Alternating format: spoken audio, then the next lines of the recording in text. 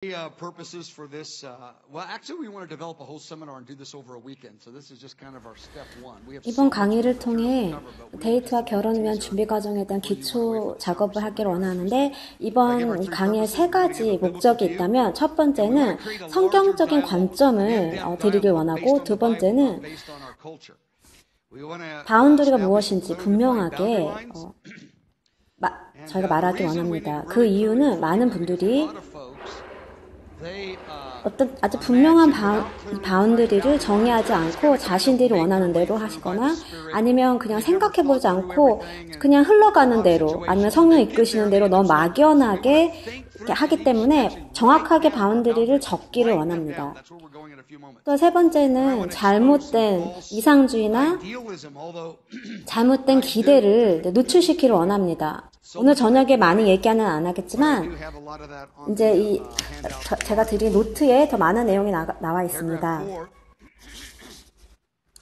그 결혼에는 어렵게 하는 네 가지 문제가 있는데 그 B에 나와 있죠. 근데 그 중에서 특별히 이상주의가 아주 정말 결혼에 큰 해를 주고 큰 어려움을 가지고 옵니다. 그러니까 이상주의는 내가 이렇게 될 것이라고 기대하지만 그렇게 되지 않을 때 분노하고 이제 관계가 어려워지는 것이죠. C. 거룩한 결혼 생활은 두 사람이 같은 짐을 지는 것입니다. 그것을 그냥 예수님을 믿는 정도가 아니라 같은 가치를 가지고 주님께 같은 정도로 함께 나아가는 겁니다. 아무리 잘생기고 이쁘다 할지라도 이렇게 똑같은 짐을 지고 있지 않다면 결혼한 후 3개월 뒤에 너무나 결혼 생활이 어려워지겠죠. 그러니까 잘생기고 이쁜 것이 중요한 것이 아니라 같은 가치와 같은 정도로 하나님을 사랑하는 것이 너무나 중요합니다. 그것이 결혼 생활에서. D를 보면 어떤 분들은 이제 데이트를 할 때 봐야 될 것은 같은 비전이 있는지, 가치관을 같은 것을 가지고 있는지, 그러니까 성경을 볼 때 예수님께 더 헌신하기 위해서 보는지, 아니면 덜 헌신하기 위해서 성경에서 그 덜 헌신할 수 있는 타당한 방법을 찾기 위해서 보는지, 그것을 알아야 됩니다. 아무리 서로가 끌린다 할지라도 이런 것들이 어떤지를 잘 봐야 되겠죠. 만약에 성경을 이렇게 하나님께 헌신을 덜 하기 위해서 읽는다면 그것은 굉장히 위험한 것입니다. 그러니까 결혼 생활 가운데 20년, 30년 이렇게 해야 되는데 너무 어렵죠. 너무나 위험한 것입니다. 그렇게 되면 그것을 저희가 알아야 되겠죠. 이제 알렌이 이제 얘기하시는데 성경에 보면 두 사람이 이제 하나의 몸이 된다고 말하죠. 이제 결혼 생활을 보면 그 하나님께서 결혼 생활 어려움을 통해서 예수님을 닮아가는 두 사람으로 만드시죠. 그렇기 때문에 우리가 이 결혼 생활에서 일어나는 어려움을 예수님을 닮아갈 수 있는 기회로 그렇게 알아야 되겠습니다. 예수님을 닮아가는 결혼의 어려움을 예수님을 닮아가는 가정으로 생각하지 않는다면 결혼 생활은 어려워지겠죠. 그렇게 되면 누구도 보지 않을 때에 예수님을 닮아가기 위해서 계속해서 노력해야 되는 것입니다. 아무도 보지 않을 때라도. 그러니까 남편과 아내는 자신의 부족함 그리고 실패를 매일같이 계속 하루 종일 이렇게 깨닫게 해주거든요. 드러내주거든요. 그렇기 때문에 그것을 받아들이지 않는다면 너무 고통스러워요. 왜냐하면 이 배우자가 나의 거울이 되거든요. 이 부부는요, 모든 게 달라요.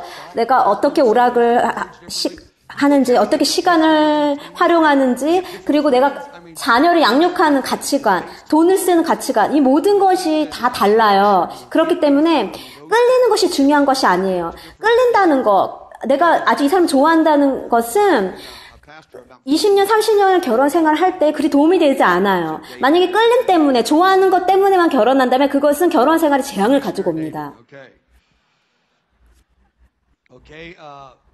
Paragraph E. 제가 이제 40년에 이 목양을 하면서 그렇게 이렇게 어떤 끌림만으로 결혼했을 때 얼마나 결혼이 힘든지를 많이 보았습니다. 이를 보겠습니다. 이 보면 이제 말씀이 나와 있는 데살로니가 전서 4장 3절 8절 말씀 제가 굉장히 좋아하는 말씀인데요. 이제 배워야 된다는 거죠. 알아야 된다는 거죠. 내 몸을 어떻게 존중해야 될지를. 바울이 그렇게 저희에게 권고합니다. 우리의 몸의 리듬이 어떤지, 우리 몸이 어떻게 반응하는지, 어떤 상황에서, 우리가 어떤 기분일 때, 어떤 시간대에, 어떻게 우리의 몸이 반응하는지, 어떤 상황 가운데, 다 다르잖아요. 그럴 때마다 유혹에 우리 몸이 반응하는 게 다르죠. 그러니까 바울이 그런 얘기를 하는 거예요. 그 상황 가운데 우리의 몸을 바로 사용하는 법 배우라고. 만약에 늦은 밤인데 우울해요. 그럴 때 내가 그 시간에 내 몸이 굉장히 쉽게 유혹받는다고 한다면 그런 장소를 갈 필요도 없고 그런 상황을 만들 필요도 없는 거예요. 그렇기 때문에 제 삶 가운데 내가 어떻게 반응하는지, 내 몸이 내가 얼마나 어떤 것에 연약한지, 어떤 유혹에 쉽게 넘어가는지를 알아서 그것을 피해야 될 거예요. 오늘 저녁에 지금 거룩함을 제가 강의하는 건 아니지만 이 말씀이 굉장히 중요합니다. 우리의 몸을 거룩하고 존귀하게 쓰는 법을 배워야 되는 거예요. 또한 제가 고린도전서 6장 9절에서 10절 말씀을 가지고 말씀하고 싶은데 지금 문화뿐만이 아니고 현 세상뿐만이 아니고요. 지금 교회 가운데 부독독이 얼마나 많은지 모르겠어요. 그러나 성경에서는 분명하게 이야기합니다. 모든 결혼 밖에 음란과 부도덕을 피해야 된다고. 한 남자와 한 여성이 성관계를 가질 수 있는 것은 결혼 안에서만 허용되는 것이죠. 한 남자, 한 아내가 이 결혼 안에서만 성적인 관계를 하나님이 허락하셨어요. 그게 바운더리인데, 근데 많은 사람들이 이 바운더리를 흔들려고 하는데 성경 그것을 분명히 이야기합니다. 바울이 9절에서 이야기하기를 속지 말라고요. 미혹을 받지 말라. 음행하는 자, 우상숭배하는 자, 간음하는 자, 탐색하는 자, 동성애자죠. 남색하는 자는 하나님 나라를 유업으로 받지 못하리라라고 분명히 이야기합니다. 근데 많은 경우 이 성경을 보면 저희가 이 동성애자만을 강조해요. 동성애자들은 하나님 나라를 유업으로 받지 못하는 거나. 그러나 그 사람들뿐만이 아니고요. 회개치 않고 계속 음행하는 자도 마찬가지예요. 그러니까 동성애자 아니면 이성애자인데 음행하는 자도 하나님 나라를 유업을 못 받죠. 동성애만 그런 것이 아니라. 그래서 이 말씀에 대해서 말씀을 가지고 동성애자에 관해서 논란하고 논쟁하는데 동성애자뿐만이 아니고요. 아주 예수님 믿지만 그러나 또 젊고 아주 멋진 커플을 할지라도 음행하고 바운드를 넘는다면 하나님의 리더십을 버리는 거죠. 또 넘어지고 이렇게 자꾸 또 일어나고 다시 넘어지고 일어나고 해서 할 때 하나님 나라에 못 들어간다는 뜻이 아니고요. 그 죄 가운데 머물 때예요. 그래서 죄로 넘어지는 것을 얘기하는 것이 아니고 죄 가운데 머무는 것을 이야기하는 것입니다.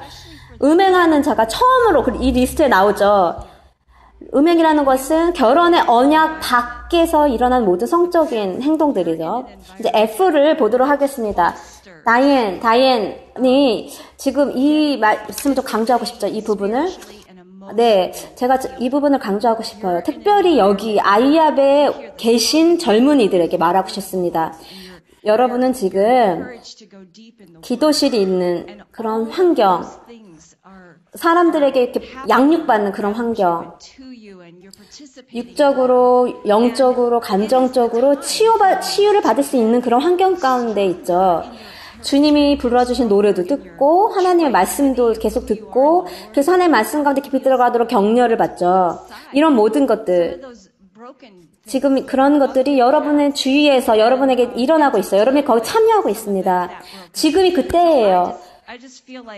아주 더 여러분의 성품이 강해질 수 있는, 그리고 진정한 여러분의 정체성을, 주님 안에서 정체성을 찾는, 하나님의 여러분에 대한 감정을 찾는 그런 지금 시간이죠. 그런 기회예요. 여러분 과거에 깨어진 것들, 거기에 머물지 마시고 그거는 이제 그저 주님께 드리세요. 그것이 주님이 주신 선물이라고 생각합니다. 여기에 계신 분들.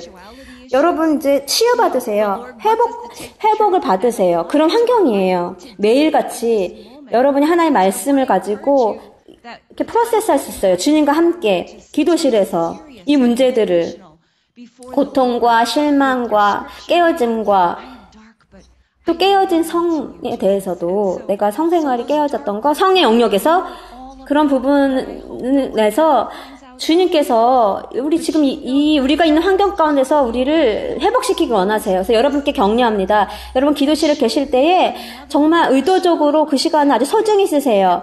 말씀을 읽으면서 이런 말씀 있잖아. 나는 검으나 주님께 아름다운 존재입니다. 이런 말씀을 가지고 여러분 하나님께 반응하세요. 정말 나는 아무도 알기를 원치 않는 그런 죄가 있지만 예수님이 오셔서 그 부분을 치료해 주시고 내가 다시는 그런 잘못된 선택을 하지 않을 수 있도록 제가 똑같은 상황이 올 때는 다음에는 더 좋은 옳은 다른 선택할 수 있도록 왜냐하면 주님이 나를 정결케 하시고 나에게 소망을 주시고 나를 강건케 하셨기 때문에 그렇기 때문에 이 시간을 그렇게 사용하세요.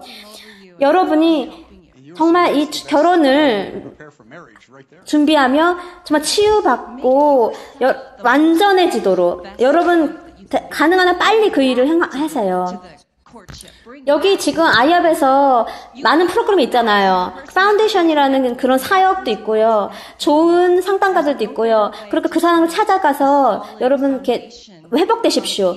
지금 결혼을 위한 가장 중요한 준비는 내가 가장 완전해지는 자신으로 준비해가는 것. 완전한 내 모습을 회복되어서 그 내 모습으로 약혼하고 결혼하고. 우리 배우자가 그런 저의 완전해진 모습을 원하겠죠. 그것이 너무 중요하죠. 주님 안에서 그러니까 저의 가치관과 이 나의 비전을 가지고 내가 회복되는 것이죠. 여러분이 이곳으로 이사 오셨다면 이제 대학을 위해서 아니면 인턴십 때문에 아니면 인치로 때문에 이곳에 무엇은 이유든 오셨다면 이곳은 새로운 기회를 주는 장소예요. 여러분 저는요 대학 갔을 때 예전의 과거를 모두 지우는 새로운 시작을 할 수 있는 그런 기회였어요. 예전의 것들을 다 이렇게 털어버리는. 그리고 하나님께서 이제 저에게 새롭게 하실 일들을 경험하는 시간이 대학 시절이었죠. 여러분 처음에 구원 받았을 때 여러분 안에 있는 쓰레기 같은 것들을 주님께서 다 버려주셨잖아요. 그래서 이제 실제로 막 구원을 받으면 막 길가에 가다가 쓰레기가 있으면 하나님께서 그것을 주우라는 감동을 주셨잖아요. 우리가 그런 더러운 것들을 피하도록 이렇게 이제 막 쓰레기를 버리고 싶은 그런 갈망을 주셨죠. 주님께서 우리를 계속해서 그분의 성령을 고쳐가실 수 있도록 우리를 내어드리면 좋겠어요. 제가 이제 남자로서 이제 형제로서 자매를 보면 그 자매가 어떤 과거를 가지고 있었던 현재 주님께 모든 것을 맡기고 주님을 닮아가기 위해서 정말 나아가는 그런 모습이 얼마나 아름다운지 모르겠어요. 그런 자매의 모습 너무 아름답습니다. 네, 알렌 그 말 나눠줘서 너무나 감사하네요. 제가 37년 동안 결혼하면서 저는 사실 이제는 아내가 저에게 막 쓰레기를 길거리에서 주스라고 하여 예전엔 제가 아내에게 그렇게 막 명령했는데 이제 거꾸로 됐죠.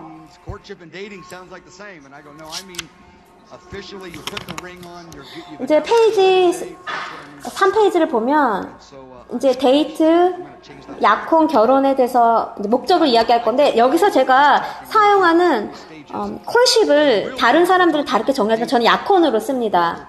약혼이라고 저는 콜십을 정의해요. 데이트와 콜십은 같다고 생각하는 분들이 저는 그렇게 생각하지 않고요. 약혼은 이제 프로포즈하고 결혼 날짜를 정하고 그리고 사람들 앞에서 그걸 공표하고 반지를 끼워주는 게 약혼이죠.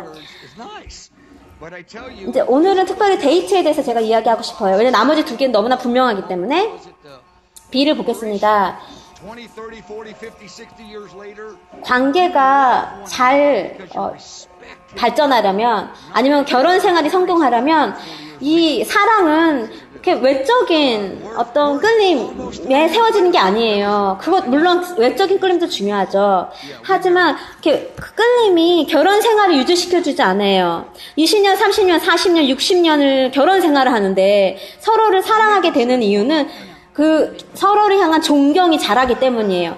더 40년 후에 뭐 머리 스타일이 더 멋져진다고 해서 물론 제 아내는 여전히 아름다운 머리 스타일을 가지고 있지만 그렇지만 그런 게 그렇게 중요한 건 아니죠.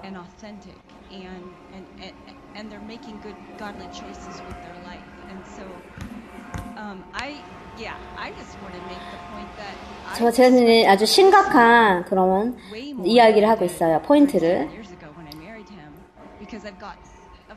존경이요. 우리가 누군가를 존경할 때는 그 사람이 솔직할 때, 있는 모습 그대로 보여줄 때 존경하게 되죠. 그리고 하나님 앞에서 거룩한 선택을 할 때 존경하게 됩니다. 제가 하고 싶은 말은요, 제가 제 남편 마이클 비클 목사님을 37년보다 제가 처음 결혼했을 때부터 훨씬 더 존경해요. 왜냐하면 제가 지켜봤거든요. 제 남편이 수십 년 동안, 그리고 어려움이 있었지만, 시험이 있었고, 좋은 시절, 나쁜 시절도 있었지만, 계속해서 이제 지켜봤기 때문에 그 오랜 시간을 더 존경하게 됐고, 사랑하게 되는 거예요. 그렇기 때문에 우리는 가능한 한 우리 있는 모습 그대로를 보여줘야 돼요. 진실되게. 우리가 진정한 우리 모습을 보여주고 진정한 정체성 그대로 우리가 보여줘야 되겠죠. 그렇기 위해 우리는 치유받아야 돼요. 잘못된 정체성에서부터. 그래서 정말 그렇게 할 때 서로가 결혼 생활을 즐겁게 할 수 있어요. 결혼 생활은 원래 즐겁도록 하나님 만드셨어요. 금요일 저녁 아니면 토요일 저녁, 주일 아침 그 설교하는 마이클 백 목사님, 내 남편은 똑같아. 집에서도 월요일 날 아침 7시 똑같은 사람이에요. 있는 모습 그대로를 늘 항상 참대요. 바로 그렇기 때문에 제가 존경하는 거고, 여기 계신 여러분도 서로에 대해서, 배우자에 대해서 그렇게 이야기할 수 있었으면 좋겠어요. 진정한 모습, 있는 그대로의 모습, 솔직한 모습을 보여주는 주님 앞에서, 저 앞에, 우리 사람들 앞에서. 우리 남편이 그랬거든요. 항상 있는 모습 그대로 였습니다. 교회에서나 아니면 집에서도 늘. 물론 우리가 제가 외적인 그런 매력은 좀 떨어지지 모르지만 여전히 외적인 매력도 있는 거 아니에요? 아직 남았죠, 그런 게. 근데 제가 말씀드리고 싶은 것은 20대에는 제가 20대만 이야기하는 것은 아니에요. 여기 계신 분들이 청중들이 지금 IRU 신학대학에 있기 때문에 20대를 겨냥해서 이야기하지만 50대에도 데이트하시는 많은 분이 있어요. 그렇기 때문에 제가 그분들에게도 이 말씀을 똑같이 드리는 거예요. 근데 아이디어는 어떤 끌림에 너무 많은 이제 초점을 둬요. 그것도 좋은 거예요. 그러나 그것을 너무 중요하게 생각하면 거기에 너무 많은 중점을 두면 20년, 30년 결혼 생활을 오래 할 때 존경이 일어나지 않을 수 있어요. 왜냐면 매일가 똑같이 반복되는 삶을 살거든요. 근데 종의 마음으로, 섬김의 마음으로 살지 않으면 외적인 끌림 아니면 그냥 마음에 드는 거 이런 호감은 그렇게 중요하지 않아요. 그러니까 오래 가지 못해요. 그런데 결혼 생활을 오래 가기 위해서는 두 사람이 배우자가 완벽하진 않지만 넘어지지만 적어도 진정한 모습 그대로, 피곤할 때라도 있는 모습 그대로 아주 진정하게 그렇게 산다면 서로 더 사랑하게 돼요. 그렇게 살 때 사랑을 안 할 수가 없죠. 참 많았지만 불꽃이 막 튀어요. 너무 마음에 들어요. 근데 사랑이란 건 그게 아닙니다. 사랑은 훨씬 그 이상의 것이에요. 사랑이라는 것은 존경 위에 세워지는 것입니다. 물론 마음에 들고 좋으면 내가 잘 됐으면 좋겠다 생각하지만 그런 식으로 결혼 생활은 유지되지 않아요. 결혼 생활은 존경이 커갈수록 20년, 30년, 40년 결혼 생활 통해 존경이 더 커져갈 때 더욱더 진정한 애정이 자라가는 거죠. 커져가는 거예요. 진정한 애정이요. 그저 멀리 떨어진 게 그런 애정이 아니고요. 차가운 애정이 아니고요. 제가 여기에 더 하고 싶은 건데, 여러분 모두 동의하시겠지만 대부분 이제 결혼 25년을 생활을 하면 위기가 와요. 그 위기 때 주님께 가서 그것을 이제 해결하게 되면 25년이나 긴 생활이 오히려 유익이 되죠. 그러니까 긴 결혼 생활은 유익이 있습니다. 어렵고 힘든 시즌을 지날 때 그것을 통해서 와, 정말 내가 이제껏 그것을 해결하면서 이 사람을 지켜볼 수 있는 더 사랑이 커가는 그런 유익이 있겠죠. 결혼 생활은 십자가를 지는 것이기도 해요. 근데 결혼 생활 하다 보면 서로가 어려움이 있잖아요. 이 문제가 있잖아요. 그럴 때 주님께로 달려가는 거죠. 그래서 오랜 결혼 생활을 하면 22년, 저희 결혼 생활 22년인데 어떤 분들은 37년에 결혼 생활을 하면 그 긴 결혼 생활은 정말 축복이고 유익이에요. 레이첼이 계속해서 하는 말인데 저희가 서로 더 사랑해요. 신혼 때보다 22년 전에 처음 결혼했을 때보다 지금 훨씬 더 사랑해요. 물론 신혼 때에도 얼마나 제가 이 아내에게 미쳤는지 몰라요. 너무너무 아내가 좋았어요. 그 학교에서 아내가 유명했어요. 이쁘기로. 지금도 그냥 여동생처럼 보여요. 저랑 같이 손잡고 이제 시장을 가면 사람들이 이제 제가 나이가 너무 많다고 생각하죠. 그러면 장난으로 다음에 또 시장에 가면 레이첼이 손잡고 있을 때 사람들이 보면 아빠라고 알렌을 불러도 될 것 같아요. 근데 알렌은 그게 싫다고 하시네. 이제 농담하신 거고요. 제 아내가 가장 좋아하는 성경 구절 그 3개 중에 하나는 여호와를 경외하는 것이 지혜의 이제 그 시작이다. 라는 말씀이죠. 누구도 보지 않을 때에 하나님 앞에서 하나님의 경외함을 행동하는 것, 그것이 너무 중요하죠. 제 아내를 정말 사랑하는 것을 보면 무엇보다 하나님을 기쁘게 하려고 하는 사람과 결혼하는 것이 얼마나 유익한지를 제가 알 수 있습니다. 제 아내는요, 제가 뭐 설교를 하던 아니면 명성이 어떻던 그런 것을 중요시 여기지 않고 제가 의로운지, 제가 정직한지, 거룩한지, 정말 제가 있는 그대로 모습으로 사는지, 진실된지 이런 것을 중요시 생각하죠. 그리고 제 아이들과 또 우리 시댁 우리 가족들과 어떤 식으로 관계하느냐, 이런 것이 제 아내에게 참 중요하죠.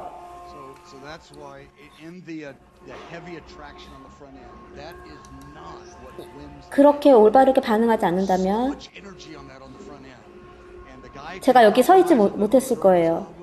내가 잘못 해석하고 내가 마음이 상하고, 그러니까 서로가 자랑하는 대신에 서로가 이렇게 존중하고 무엇보다도 예수님을 기쁘게 하기 위해서 살 때 서로 더욱 사랑하게 됩니다. 삶을 살아가면서 서로 어려움이 있을 수 있어요. 그렇지만 더욱더 사랑하게 되죠. 그렇기 때문에 처음 만났을 때 막 끌리는 것, 그것은 중요하지 않아요. 그것이 결혼 생활을 성공적으로 만들지 않아요. 처음에 만나서 막 끌리는 거, 그런 에너지, 막 너무 여자가 좋고, 그렇게 결혼 생활이 성공하는 것이 아니에요.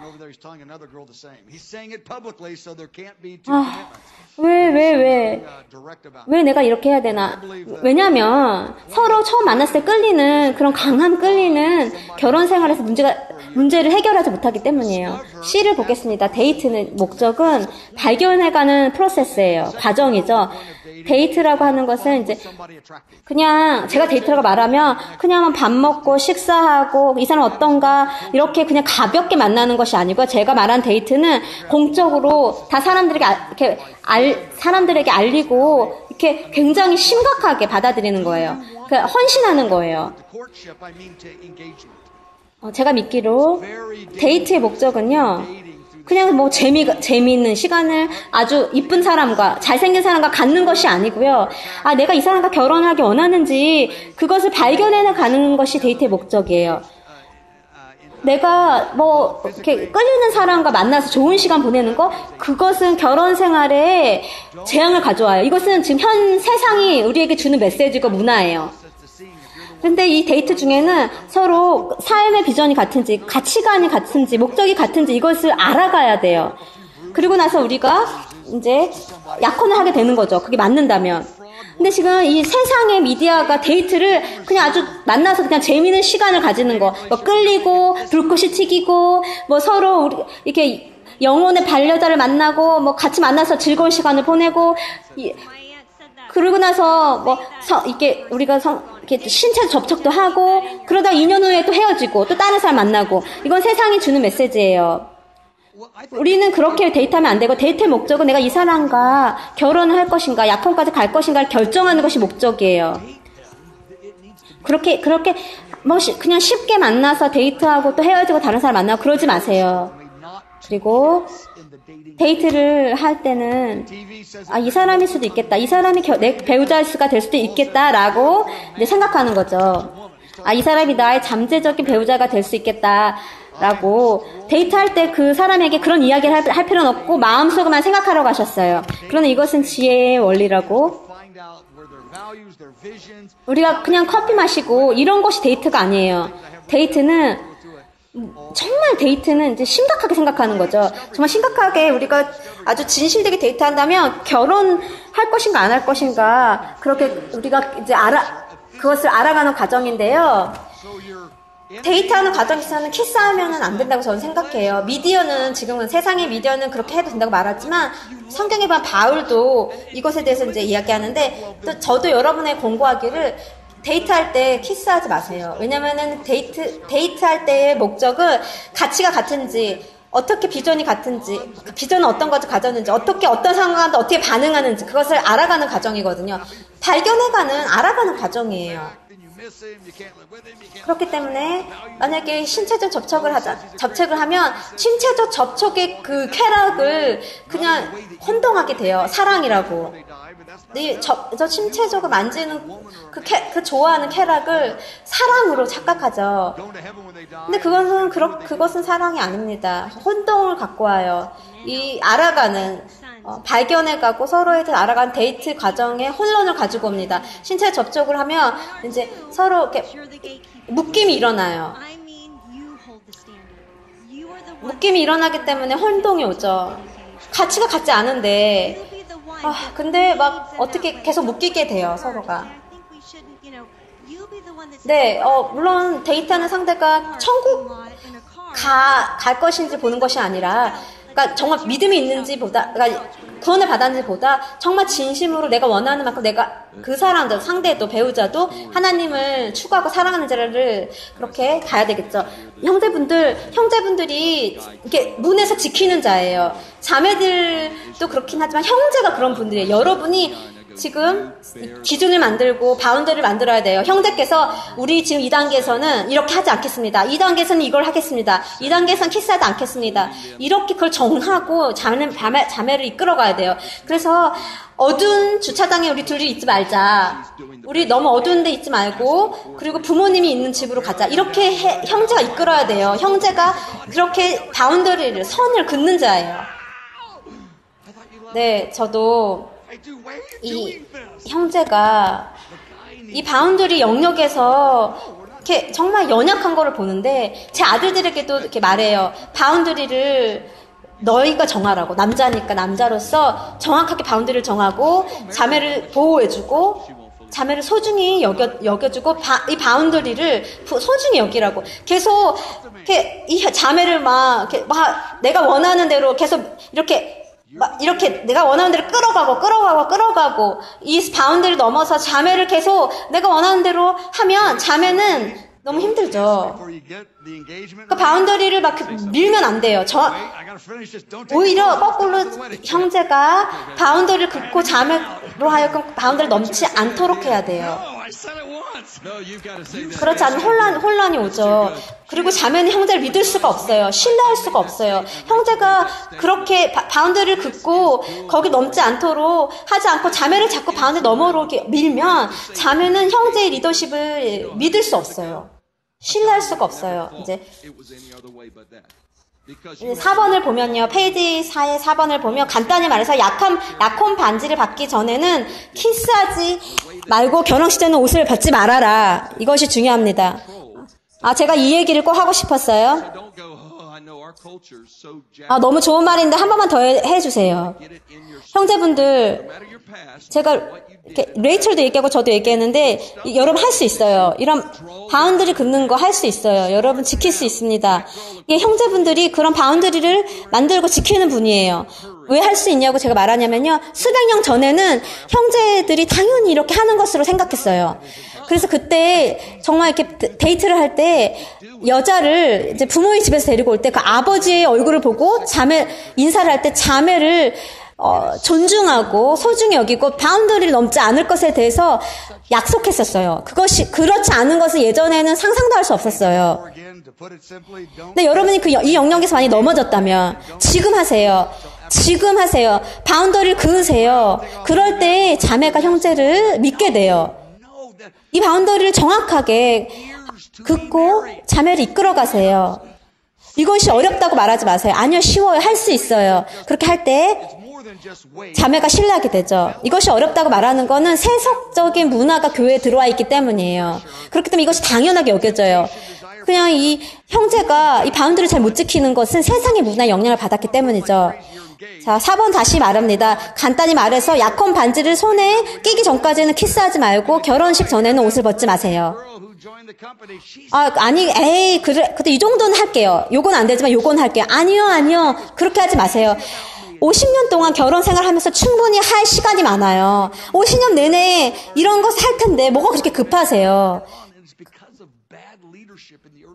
자매가 이렇게 막 형제가 막 이렇게 이런 것에 대해서 이렇게 너무 강요하거나 아니면 밀거나 압박을 주거나 그렇게 하면 자매는 너무 힘듭니다. And I just want to say, guys, you have everything to do with securing your wife's heart in confidence, in your love. 근데 이 처음에 데이트하면서나 아니면 결혼 초에 형제가 그런 바운더리를 지키지 않으면 자매는 신뢰하지를 못해요. 신뢰하지 못하기 때문에 내 남편이 어디 이제 이렇게 사업 때문에 아니면 일 때문에 출장을 가면 이렇게 마음이 불안해요. 혹시 또 그렇게 혹시 다른 여자랑 잘못된 관계를 맺을까봐 아니면 출장 가서 어떻게 잘못할까봐 불안하죠. 왜냐하면 신뢰할 수 없는 모습을 보였기 때문에 형제분들은 자매의 마음이 안전할 수 있도록 최선을 다해야 돼요. 결혼 전에 약혼 동안 결혼 생활 내내 자매의 마음이 평안하도록 안정되도록 그렇게 행동을 해야 돼요. 그래서 형제는 계속해서 이런 이슈들을 해결해 가야 될 거예요. 아니면 자매는 마음이 불안해요, 늘. 그러니까 이 데이트 기간 동안에 신뢰를 주지 않으면 결혼해서도 아내는 너무 마음이 불안한 거예요. 남편을 믿기가 어려워요. 저는 이런 상담을 받은 적이 있어요. 남편이 저에게 상담을 하는데 자기 아내가 너무 질투한다는 거예요. 근데 그 질투가 가족 이력 때문인지 그런 문제 때문인 것 같다고. 근데 저는 그렇게 얘기 안 했어요. 아내가 질투하는 것은 남편이 그렇게 만들기 때문이라고. 이게 남편의 문제지 아내의 문제이고 아내의 가족이 그렇고 그런 게 아니라 형제가 남편이 이 데이트할 때 약혼할 때 결혼할 때 리더십을 신뢰할 수 있도록 행동을 안 했기 때문이죠. 그렇기 때문에 질투하는 거예요. 마음이 불안한 거예요. 근데 제가 이제 여러 거룩한 커플을 보았는데 어떤 커플이냐면 결혼식 날 전에 키스를 하지 않은 커플들이 꽤 돼요. 약혼 때에도 키스하지 않았고요. 그 결혼식 날 키스하는 커플도 많이 봤어요. 근데 저는 약혼 때보다는 결혼식 때 키스하는 것도 좋을 것 같아요. 알렌은 어떻게 생각해요? 그러나 저는 아예 정말 결혼식 때까지 키스 안 하는 게 좋을 것 같아요. 결혼식 날 기다렸다가 그 결혼식에서 키스하는 거 좋을 것 같아요. 제가 적어도 12커플은 아는 것 같아요. 그래서 그 커플들이 그렇게 한 것에 대해서 굉장히 기뻐하더라고요. 왜냐하면 형제를 신뢰하게 돼요. 그냥 키스를 이렇게 결혼 전 했던 커플보다 훨씬 아내가 남편을 많이 신뢰하더라고요.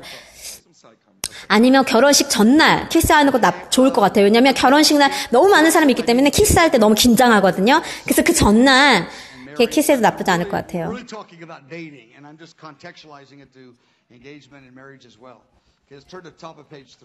결혼식 날 모든 사람 앞에서 키스하려면 약간 긴장될 수 있겠죠. 처음으로 키스하려면.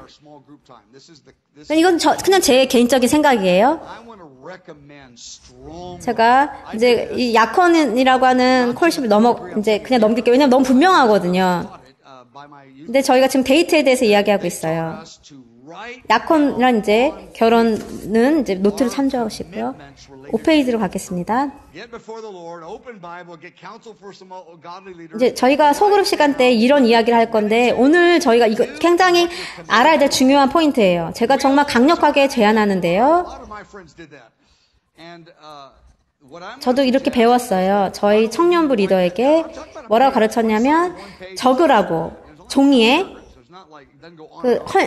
그러니까 헌신 어떻게 주님 앞에서 또 성경을 통해서 그리고 아주 지혜로운 상담을 통해서 데이트할 때 뭐를 할 것인지 뭐를 안 할 것인지 그거를 서로 약속하는 것을 이렇게 적으라고 저는 그렇게 여러분께 제안해요. 길 필요 없고요. 한 페이지 정도? 몇 문장? 그렇게 적으면 좋을 것 같아요. 네, 그렇게 여러분, 모든 분이 그렇게 하시길 이제 제안해요. 그리고 데이트하는 사람에게도, 여러 혼자가 아니라 상대에게도 서로 같이 하자고. 이렇게 서약서를 같이 쓰라고. 그리고 나서 각자가 서약서 써서 동의하는 거예요. 그리고 뭐 서로가 동의하는 것은 같이 하고 아니면 빼고. 그래서 동의되는 부분을 연합을 해서 하나로 만들어서 이제 서명하는 거예요. 그리고 믿을 만한 공동체 리더로에게 가서 이것이 우리의 서약이라고 알려주고 원할 때마다 뭐 임의적으로 우리가 이 서약을 지키고 있는지 물을 수 있다고 물어달라고 3번을 지키고 있는지 5번을 지키고 있는지 물어달라고 어떤 서약은 우리가 무엇을 하길 원하는지 아니면 무엇을 안 하길 원하는지 그런 것을 쓰는 거예요. 저도 37년 전에 데이트할 때 이것을 썼어요. 왜냐면 그렇게 배웠기 때문에. 근데 우리가 사인까지 하면 정말 이것은 더 강력한 서약서가 되는 거죠. 그리고 이제 영적인 리더에게 그것을 나누고 리더가 우리가 그걸 지키고 있는지 이렇게 체크해주고 3번 어떻게 지키고 있냐고. 그러면 3번 너무 어렵다고 우리가 그걸 못 지켰다고 그렇게 할 때 회개하는 거예요. 완벽하게 할 수는 없죠. 그러나 적어도 우리가 잘하고 있는지 우리를 체크해줄 수 있는 그런 리더를 두는 거죠. 그렇게 할 때 정말 이 서약이 굉장히 더 아주 신중하고 심각해, 아주 중요한 것이 되는 거예요. 계속 우리가 이렇게 하지 않을 때에 우리는 너무 쉽게 넘어지게 돼요.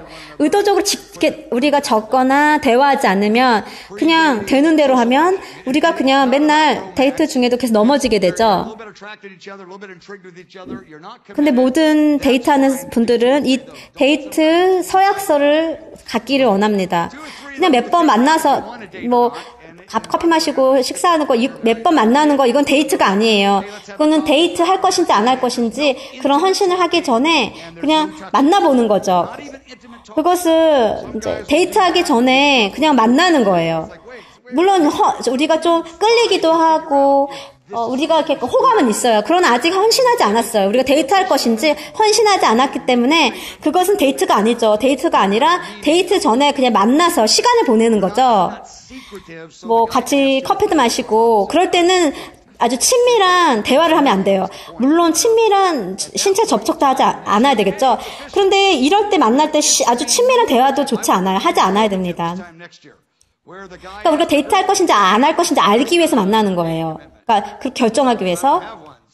데이트는 공적으로 헌신하는 거예요. 그러니까 공적으로 약속하는 거. 그 사람만 만나기로, 내가 그 사람과 데이트하기로 이제 헌신하는 거죠.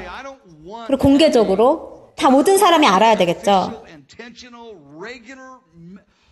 그리고 이제 이 서약서를 서로 가져야 될 거예요. 1년이 지났는데 데이트 상대가 서약서가 없다면 다시 써야 되겠죠. 그러니까 서약서를 계속 갖고 있어야 돼요. 그러니까 서약서 없이 그냥 만나는 거, 뭐 의도가 없는 거죠. 너무 그 관계를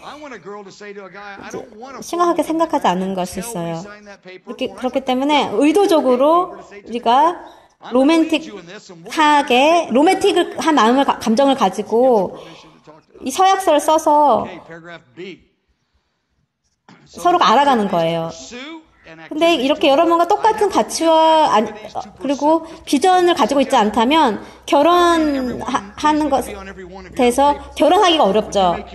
서약서도 쓰고 사인해야 됩니다. 형제가 그 바운드를 지키는 자예요. 그렇게 형제가 이끌어야 돼요. 우리 그렇게 하자고. 서약서 쓰고 사인하고 리더에 가지고 나누자고. 형제가 자매를 이끌어가야 되겠죠. B